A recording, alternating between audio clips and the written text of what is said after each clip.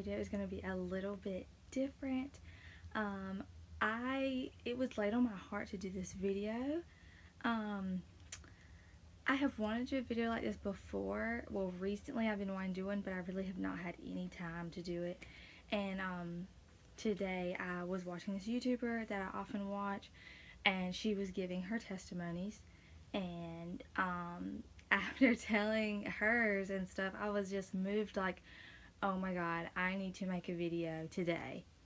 And the camera's shaking. I was like, I need to make a video today about my testimonies, and I need to do this right now. She also talked about how this pastor was explaining Revelation 2:19, I think, or let me look it up. So I'm actually gonna look it up so that I don't tell it wrong, because this is a very important part of the reason that I feel as though I should give my testimony today. Okay, so it is Revelation 19:10. It says, "For the essence of prophecy is to give a clear witness for Jesus." Another translation says, "For the testimony of Jesus is the spirit of prophecy." That is the one that she was really focusing on today. For the testimony of Jesus is the spirit of prophecy. So what she said that she got from the video that she watched was, when we give our testimony, we're like, I guess, like, we're revealing more of Jesus's prophecy, and also, like, we are speaking life into other people. Like, we're speaking our prophecy over other people, like, basically saying, like, God did this in my life, like, I know he can do it in yours too, and basically just speaking prophecy into other people's lives. So because of all this today, I have just really felt the need to make a video on my testimony. So I have a few testimonies that have occurred in my life. Of course, I have, like, my testimony, like the big picture, like what, my life and what brought me to God. And then I also have, like, some other testimonies, like, I don't want to say small things, but just, not my life, but things that happen in my life that are my testimonies. Okay, so I have two testimonies that I'm going to be talking about today, and these are, I guess you could kind of say they tie into my life's testimony as well, but these are just two specific things that happened. They actually happened last year, but pretty recently, like in the last 6 months they happened. Actually, one was last April and one was last September. So the first testimony that I'm going to talk about is one that happened last April. So this happened in April 2018. My brother was in a very bad spot in his life, and he had been, like, I would say from, like, his, like, teen years until this point, when he was 20 in April. From his teen years until he was like 20, he was really in, like, just a bad spot of his life. I'm not trying to degrade what he's been through or talk down on anything that he's been through or anything, but just, he was not in a place where I would have wanted him to be, and not in a place that I know God wanted him to be at either. So, of course, I was praying about my brother, and I was just praying all the time, and it was like nights I would be praying about him, and I would just be so scared that I would get a call that he had died, or just anything. I'm about to cry. But anyway, so I was like, I was really praying a lot, and I would just get to the point where I'd be like, I've got to do something, like, because this is serious. This is my brother's life here. Like, I need to stop just sitting by and just acting like, oh, it's fine, whatever. So, and my brother had just been continuously living the way he was living, and I would be praying about it, hoping he would change his ways. Of course, he never did, though, and I knew that something really needed to happen so that he would have no choice but to stop. So I just continually prayed to God about it, and then one Sunday at church, at my church on Sundays, at the end, or like at the end of the worship, they do something called, like, prayer team or something, and, like, people will be standing up at the altar. I do not know these words. Anyways, that's not important. People will be standing up at the front, in front of the stage, and if you need prayer, like, you can go up there and pray with them while they're playing the worship music. So I was like, felt the need, like, I was like, I need to go up there. Which I was like, I can't go up there because that is scary. All those people, I don't even know who I'm going to be praying with. What am I going to say? And I am a crier. Obviously, I was just about to cry then. And so I was like, I cannot go up there because I know I'm going to cry. But God was just leading me to do this. And this is not something I would have ever done on my own, because why would I put myself in that position? Because from my point of view, that was setting myself up to fail, because I was like, I'm going to go up there. I'm not going to know what to say. I'm going to start crying. I won't even know I won't even have anything. They won't even know what I'm talking about. And I'll have gone up there for no reason. But the Lord was like, you got to do this. So I was like, okay, I'll do it. Of course, I was like, are you sure? But I did it. So I waited till the end of the service, like after they were done singing and everybody had left, and I was like, okay, I gotta do it right now. So I walked up there, and I got to a lady. I walked to this lady, and she was like, she didn't say anything. I was just like, I need you to pray for me. And I just started bawling. And she was like, what do you want me to pray about, or something? And I said, my brother. That's all I said. I said, my brother. And I was just bawling. I couldn't say anything else except for my brother. And she said, is he older or younger than you? And I said, older. And she said, is it addiction?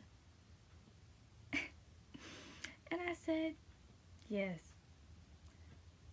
And that was like a sign. How else would this woman know?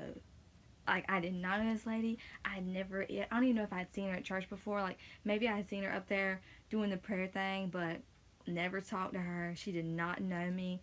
Most people don't even know my brother and I are related. So, like, there's no way she would have known anything about me or my brother. So that right there was like a sign. Okay? So I prayed with her, and she was this woman was so kind. She will never see this video, but I'm so, so grateful to her, letting the Lord work through her, becoming a prayer team member or whatever, because she just said such a good prayer over me. And so, like I said, that was Sunday. That was a Sunday at church in April. The next Sunday, I was at the beach with my friend, and that morning at like 9 a.m., or maybe this was like a Monday, but the thing that happened was on Sunday. My friend's mom showed me a picture of my brother was in jail. Like I don't even know what it's called, mugshot. She showed me that, and I was like, oh my God, my brother's in jail. And that was so crazy, because literally I just prayed. I had been praying, of course, but I prayed with that lady on Sunday.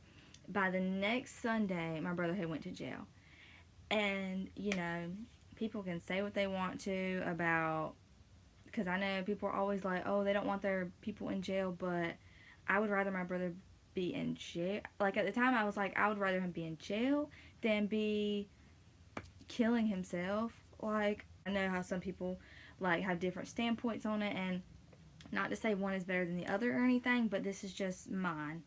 And that was mine at the time. And so that, to me, was a huge blessing from God, and something that I had been praying about so much. And God literally moved, and that was just so good. And I was just so grateful to be able to witness him literally moving right before my eyes. Okay. My second testimony, this one happened in September of 2018, so just a few, 5-6 months ago or whatever. I was having a lot going on with my family. If you know me, you know I always have a lot going on with my family, which is fine. So, if you know me, I always just have different things going on with my family often. But this was, I would describe it, my family situations as like, there's always something going on. Yeah, I guess we can do that. But sometimes it's like this. And this point in my life, it was at this. And it was a lot going on. It was so stressful. And I need to make a huge disclaimer. My family is not religious at all. Like, they believe in God, but like, I think like, which I'm not trying to say anything about family. I'm just trying to I'm trying to point out how big of a deal this is. This is not like, oh, my family is devout Christians. We are in church every Sunday. We read our Bibles every day.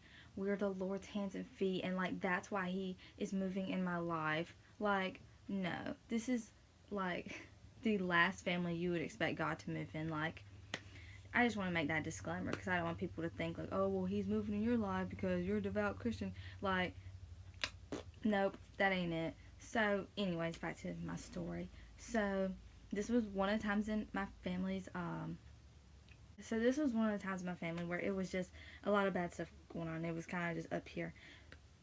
And things had gotten it's just so bad, so overwhelming for me, like, every day coming home and dealing with mess, going throughout my day, worrying about the mess at night, praying about the mess, it was just so much mess.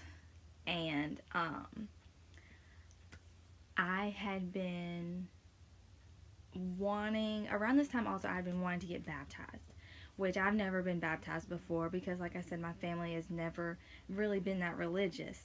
So, I was never baptized when I was younger or anything like that. So, around this time, I was really wanting to get baptized, and I've been thinking about it for months and months and months, and I finally decided, like, I'm going to do this because I felt like the Lord wanted me to, and,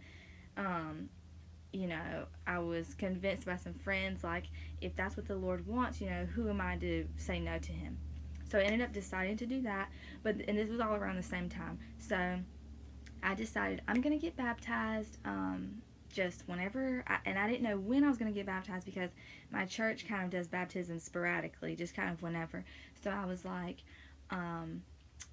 whenever they do another baptism, I'm going to get baptized.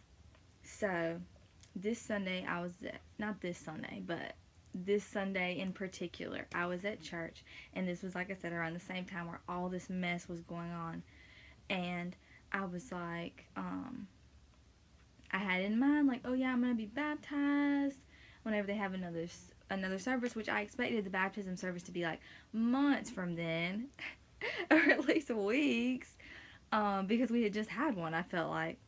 But that service, they were like, we're doing baptisms again next Sunday. So if anybody wants to be baptized, you sign up. And I was like, oh my God.